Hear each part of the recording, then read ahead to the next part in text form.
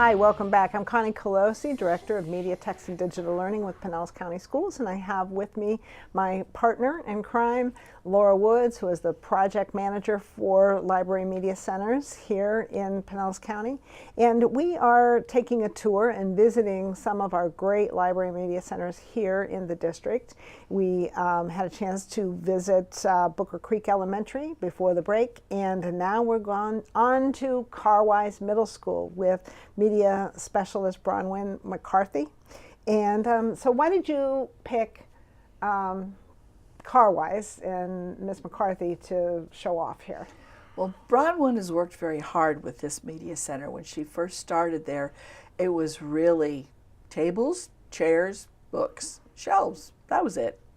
And then they put some computers in there, and she wanted to do more with it. So she applied for and won a grant through the National Championship Awards, and she got a media makeover, and they gave her quite a large sum of money, and she was able to do some amazing things in her media center that middle school kids appreciate, because it's way different from the elementary. It's not so cutesy, it's more adult and professional, but at the same time engaging and gets them going. So this is a great example where really an individual took matters into her own hands to control the destiny of her workspace, and so we want to congratulate her on that. Let's hear her talk about her media center. When it first got here, behind me, we had some tables that we were using for the computers that were not meant for computers. So a lot of them were like dipping in the middle, and cords were everywhere. So my first thing that I did was to update the tables to computer friendly with the cord hiding in the back. That project took about 2 to 3 years to do because it's expensive to buy the tables, but I received help from my school, from our PTA, and from our National Junior Honor Society. Because the library is for all students, they have helped fund some of these different projects that I've worked on. So that was probably my first thing that I did. The second was in the area that I now have for my makerspace. There used to be a lot of shelving there. And honestly, some of it was empty, like weeding had been done and the shelves were just there. And so my HPO, Scott Howie, has been also very instrumental in helping, get this vision kind of put into place. And we removed all of the shelving from there so we could open up the area to have sort of like a project-based learning work area. That was kind of before the whole makerspace thing. School specialty came in and they did a makeover for me, which included the black chairs behind me, the tables where the students are in the makerspace area. They got me my Promethean active panel. And so that led to the next transformation, which was to add an actual classroom area here where I have the whiteboards and I have the Promethean so that I can actually teach lessons in here. I was sort of teaching out in the middle of the space and it was very distracting whenever students came in. So it's gradually evolved now, and then now I'm starting to put more things in the makerspace area now that I have the tables and I have the area sort of ready for those materials to be added there. So she has really come in and, had a vision. One of the things I really appreciated is she mentioned her head plan operator, her HPO, who partnered with her in this. I think a lot of times we forget to mention those somewhat behind the scenes people that really help us work and make happen. So I did want to highlight that and give a shout out, as it were, to all of the wonderful support people that help us with our instructional programs. Oh, absolutely. We tell them when media specialists first come to a school, there are 3 very important people you make best friends with, bring lots of chocolate. Your HPO, your administrator, and your bookkeeper. Because all 3 of them make a very big impact on your program because they all are important in getting things done. Yes. So, she worked and rearranged things, and now that she's got things largely set, she talks some more about what the kids actually do when they get there. So let's hear her speak. I have students coming in on the fly from classes. They're here to print. This is the end of the marking period, so a lot of them are doing printing or they're uploading assignments that they need to turn in before the marking period ends. We do book checkouts on the fly, so I'll have students coming in from various classes to do a book checkout. But then I also have classes that are scheduled to come in. Right now we have a science class in the lab over that direction. And then with me today I have a social studies class, an 8th grade social studies class. So it's a mixture of both fixed scheduling and flexible, where the students come in on their own from class with a pass and then they do whatever they need to do here. Well, I'm doing, each year I help a lot with National History Day with our 8th grade social studies students, and honestly I was getting really bored of my own self and teaching some of those topics because they can be very dry. As I walk them through the Fines research model, once we get towards the note-taking part, that was where I decided that I wanted to incorporate some activities to kind of liven up MLA citations a little bit more. So last year I had the idea to do Mla Citation Twister. And so the students behind me that are standing up, they are getting ready to participate in that activity. The students at the table, we started an activity last Friday that included showing them an example of how to paraphrase something, because there are a lot of different skills that go into the actual research that they need to do, which I've broken down into 4 main processes, which is seek, find, write, and cite. They did the writing part on Friday. They took a note on a primary source. Today they're going to make their MLA citation at the tables, but I have scrambled the pieces. So yesterday we talked about the MLA citation template for the 8th edition. So they have that template there so they know what to look for in order to put them in the right order. And once they've got their citation in the right order, they're going to write it down, and we're going to add it to notes that we're going to take today on how to create an annotated bibliography. Over the course of a couple of months, they work on these projects. Often the students will seek me out for additional assistance with these kinds of things, whether it's the annotated bibliography or the MLA citations themselves. I explained to them at the beginning of this process that the research model, this research process that you'll go through, they'll repeat it many, many, many times. And I even reminded them that they do this process in their head. And the example I gave is like, what's that bump on my face? You know, you go to the internet, you type into Google, you know, bump on your face, red bump on your face. And I said, so most of our research that we do in our daily lives is for personal things. It's not even for academic stuff, but they don't realize each step that they're going through. So the idea is that if I can get them through at least the first few phases of the Fines research model, then they will come to me when they're actually developing their projects to sort of fine tune what I've taught them over the last 5 class meetings.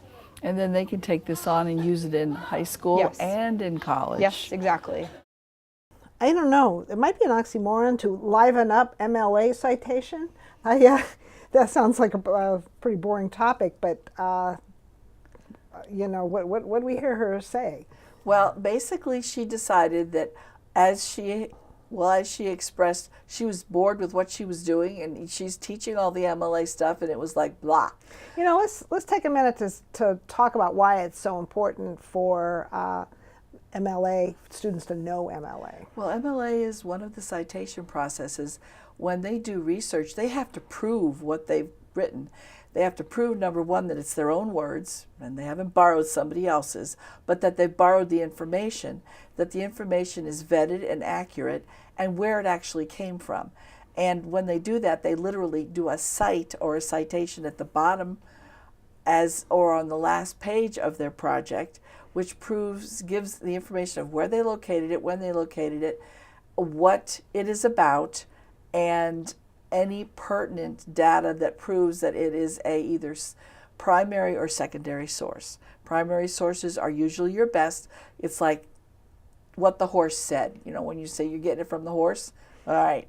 And then secondary could be pictures or something else that just shows support of what that information is. But that's the MLA piece. And so with that, they have to present that information in a very specific format, you know, that it's always done the exact same way. And, right.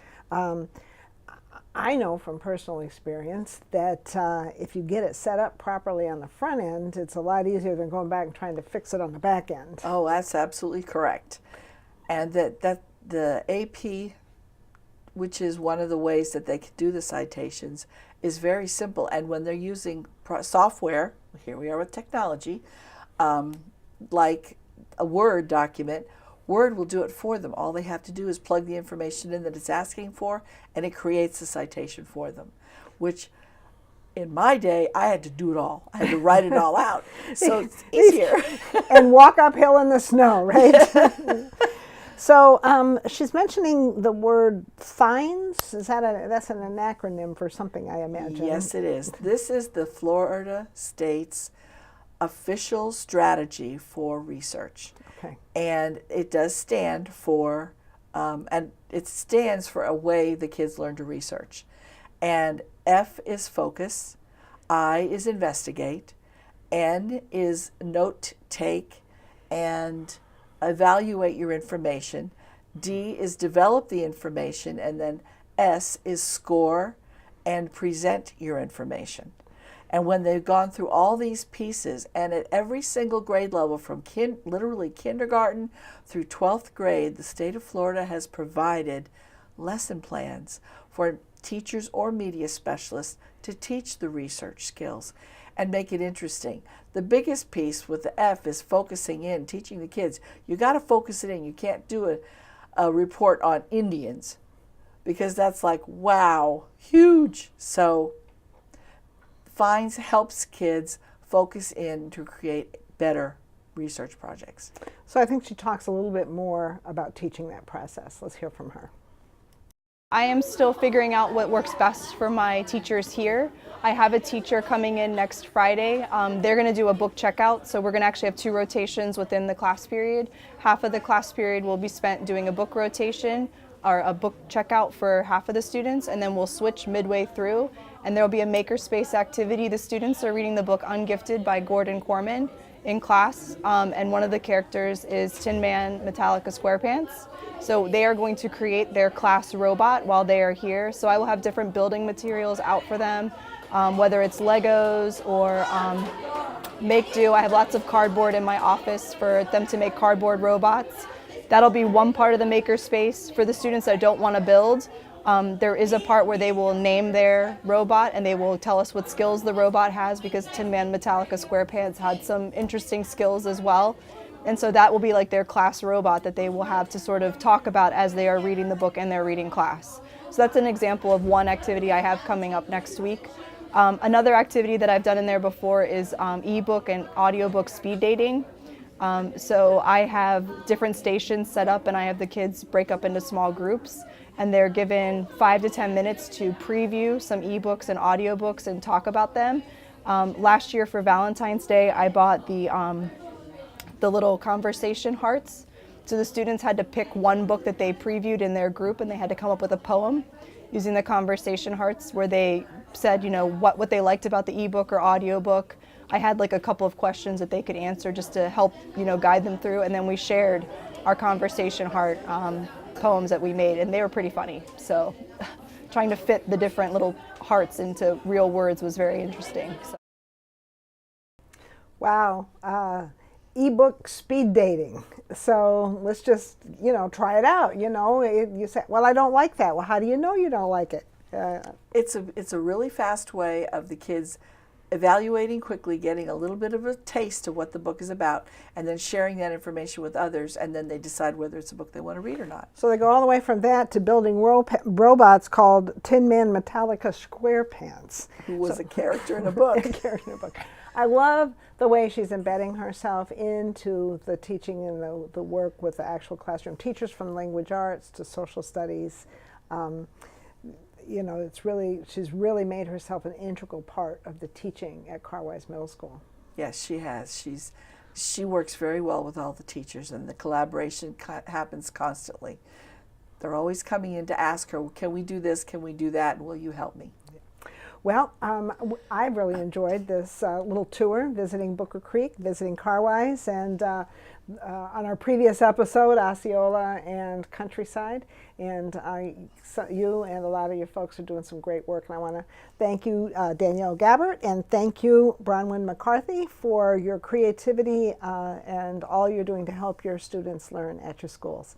I hope you'll join us next time on Digital Learning, where we'll talk more about the exciting things that are happening in Pinellas County Schools.